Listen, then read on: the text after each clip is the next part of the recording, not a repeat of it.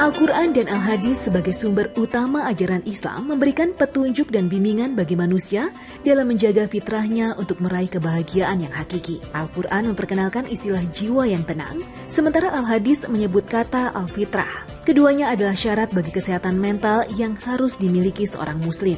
Hidup dengan jiwa yang tenang harus berdasarkan fitrah yang telah diberikan oleh Allah SWT, yaitu akidah dan tauhid.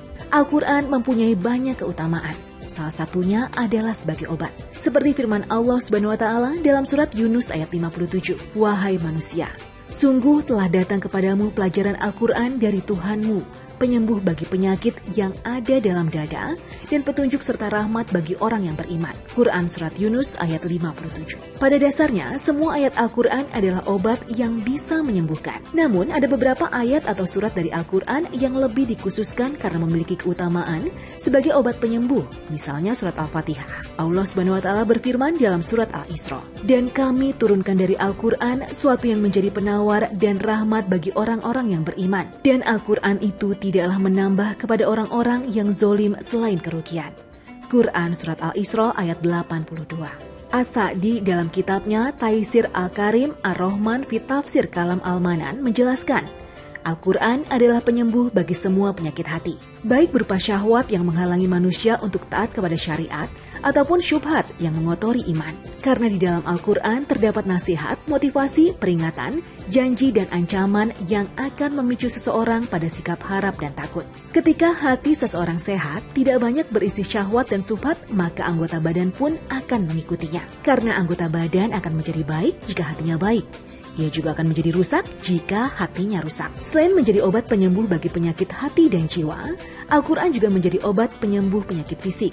Seorang sahabat Rasul, Abu Sa'id Al-Khudri menuturkan, beberapa orang sahabat Rasulullah melakukan safar lalu melewati suatu kampung Arab Badui. Kala itu mereka meminta untuk dijamu, tetapi penduduk kampung itu enggan untuk menjamu. Tidak lama kemudian, pemimpin kampung itu tersengat kalajengking beracun hingga badannya demam. Mereka kemudian menemui para sahabat tadi lalu bertanya, apakah di antara kalian ada yang bisa membacakan sesuatu kepada pemimpin kami yang tersengat kalajengking beracun itu? Salah seorang sahabat menjawab, ya, ada. Ia pun mendatangi pemimpin kampung tersebut dan membacakan surat Al-Fatihah. Tidak lama kemudian ia pun sembuh. Kepada sahabat yang sakit, Nabi kerap kali berpesan, bagi kalian ada obat penyembuh, yakni madu dan Al-Quran. Hadis riwayat Ibnu Majah dan Al-Hakim. Keberhasilan pengobatan dengan Al-Quran sangat terkait dengan keimanan. Jika tidak sembuh, maka bukan Al-Qurannya yang salah, tetapi keimanan orang yang menggunakan Al-Qurannya yang kurang. Selain surat Al-Fatihah, ada beberapa ayat lain yang juga memiliki keutamaan sebagai obat dari penyakit fisik dan jiwa. Misalnya surat Al-Muwazzatain, Al-Falaq, Anas, dan ayat kursi untuk mengobati sihir. Dan di yayasan ini, salah satu metode penyembuhannya adalah dengan menggunakan Al-Quran. Ya, terapi pengobatan yang dilakukan oleh Yayasan Fajar Berseri justru menggunakan pendekatan agama sebagai dasar pengobatan. Mengaji dan berzikir rutin dilakukan di Sabtu dan Minggu selama 1 jam. Sesekali dari mereka juga diuji, apakah bisa menghafal apa yang sudah diajarkan atau tidak. Dalam 1 kali mengaji, setidaknya 100 orang pasien dikumpulkan di dalam aula. Hari ini saya berkesempatan mengikuti pengajian bersama warga binaan. Dipimpin oleh seorang ustadz, mereka dengan semangat mengikuti apa yang ustadz ajarkan. Bukan tanpa alasan, pendekatan agama dijadikan dasar dalam penyembuhan. Pak Marsan menganggap hanya iman yang dapat menyembuhkan jiwa yang sakit. Iya, ini saya udah bersama dengan guru ngajinya teman-teman yang ada di sini, Ustadz Ahmad Syarif. Ini udah berapa lama berarti kalau Mas Ahmad sendiri di sini? Sudah 3 tahun. 3 tahun ngajarin mereka emang di bidang rohaninya. Oke, kan gini, ini kan spesial nih teman-teman yang ada di sini semua spesial. Biasanya pendekatannya untuk ngajarin mereka tuh apa? Ya kalau biasa sih saya sendiri ya antara ya komunikasi dengan baik lah mereka. Ya, artinya kan kalau kita tatap muka ada kesenangan tersendiri untuk saya gitu. Oke. Jadi bisa membaca mereka bagaimana dia perilakunya seperti apa. Kalau secara umum kita nggak mungkin. Kalau secara umum kita mengajarkan mereka nggak mungkin, karena kan tahu sendiri tatapan mereka kosong. Iya betul. Ya, kalau kita ajar pun mereka ya juga ya nggak tahu kemana arahnya. Gitu ya. Lebih optimal itu ya lebih bagus ya tatap dari dia di depannya. Oh, kayak tadi ya. Mungkin banyak yang penasaran, kemanakah akhirnya orang dengan gangguan jiwa akan kembali? apakah berada di surga ataukah neraka. Mengingat mereka di dunia tidak dibebani syariat, maka di akhirat nanti amal perbuatan mereka semasa gila juga tidak dipersidangkan di hari perhitungan amal. Kecuali orang yang mengalami gangguan jiwa musiman atau setelah usia balik, maka amal perbuatan yang akan dihisap pada hari kiamat nanti adalah amal yang dia lakukan selama tidak sakit jiwa. Mengenai apakah dia ke surga atau ke neraka, wallahu a'lam. Tergantung pada amal perbuatannya semasa tidak gila. Sementara bagi mereka yang mengalami gangguan jiwa sejak kecil dan sebelum memasuki usia balik sampai meninggal dunia, para ulama membagi menjadi dua pendapat. Pertama, apabila kedua orang tuanya atau salah satu dari keduanya muslim, maka dia dihukumi muslim dan nasibnya di akhirat dimasukkan ke surga.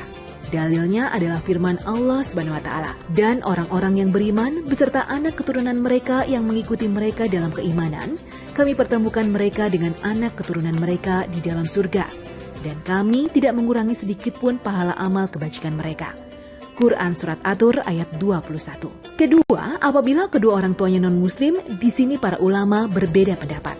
Pendapat pertama langsung dimasukkan ke surga, sebagaimana firman Allah Subhanahu wa taala, kami tidak akan mengazab suatu kaum sampai kami mengirim ratusan rasul kepada mereka. Orang dengan gangguan jiwa tentu hujah belum tegak atasnya, karena dia tidak bisa memahami wahyu Allah yang sampai kepadanya. Di antara ulama yang memegang pendapat ini adalah As-Subki, Al-Bukhari, Al-Qurtubi, dan Imam Nawawi rahimahumullah. Sementara pendapat kedua, mereka akan diuji. Pendapat ini dipilih oleh Al-Baihaqi, Syekhul Islam Ibnu Taimiyah, Ibnu Qayyim, dan Abu Abdil Ba'ari rahimahumullah. Namun dari dua pendapat di atas, pendapat terakhirlah yang tampaknya lebih kuat karena sejalan dengan sabda Nabi SAW. Ada 4 jenis orang yang akan mengajukan banding pada hari kiamat nanti, yakni orang tuli yang tak dapat mendengar sesuatu pun, orang dungu atau gila, orang tua renta lagi pikun, dan orang yang meninggal pada zaman fatrah. Lalu diambillah perjanjian dengan mereka untuk diuji. Kemudian akan diutus seorang utusan Rasul kepada mereka yang memerintahkan untuk memasuki api. Demi zat yang jiwaku berada di tangannya, seandainya mereka masuk ke dalam api tersebut, niscaya mereka akan merasakan dingin dan selamat dari azab. Hadis riwayat Ahmad. Pak, ini satu pertanyaan yang saya yakin semua orang juga bertanya-tanya. Biaya yang dikeluarin setiap hari deh, kalau setiap bulan saya ngitungnya udah kebanyakan, saya pusing. Setiap hari ada 420 orang lebih. Jadi kalau saya hitung pakai nilai nominal gitu ya, saya hitung satu orang ini jatahnya 20.000 untuk dia makan. Oke. Tapi pada dasarnya 20.000 itu nggak mencukupi untuk saat seperti sekarang ini gitu ya, masa seperti ini. Tapi memang udah jadi suatu anggaran kita. Kalau satu orang 20.000, kalau 400 orang berarti kan 8 juta sehari. Iya. Nah itu jadi kalau kita hitung tadi pakai akal kita nggak nyambung gitu, nggak nyampe maksudnya gitu. Tapi Allah Maha Kaya, Maha memberikan kemudahan, memberikan rezeki. Ya ternyata mereka berjalan terus. Iya, buktinya sampai sekarang masih bisa. Iya. Pemirsa Muslim masa kini, setelah mengaji, para warga binaan biasanya akan menjalani kegiatan terakhir mereka sebelum makan sore, yaitu olahraga. Menariknya, yang memimpin olahraga juga seorang warga binaan. Olahraga biasa dilakukan selama 10 menit, fungsinya untuk membuat mereka tetap bergerak. Karena tidak sedikit dari mereka yang mengalami gangguan jiwa menjadi pasif. Jika tidak dilatih dengan banyak bergerak dan berolahraga, dikhawatirkan kondisi syaraf semakin tidak terangsang aktif. Dan inilah akhir perjalanan saya mengenal sosok Pak Marsan yang rela berjuang mengembalikan harapan hidup jiwa-jiwa yang sakit. Ibadah yang tak bisa dipandang sebelah mata. Ibadah yang dijalankan bukan sekedar dengan tenaga, namun dengan hati dan lapang dada. Bukan untuk diapresiasi manusia, tapi berharap ridho Allah Ta'ala. Bukan sekedar mengejar nikmat dunia, tapi berharap surga sebagai ganjarannya. Gak kerasa nih udah 30 menit saya ada di sini di Yayasan Fajar Al-Berseri. Pokoknya kalau buat teman-teman pemirsa Muslim masa kini yang pengen ngebantuin mereka semua yang ada di sini, boleh banget membantu dalam bentuk apapun, termasuk membantu dalam bentuk tenaga menjadi relawan. Saya Reni Rizky pamit undur diri. Wassalamualaikum warahmatullahi wabarakatuh.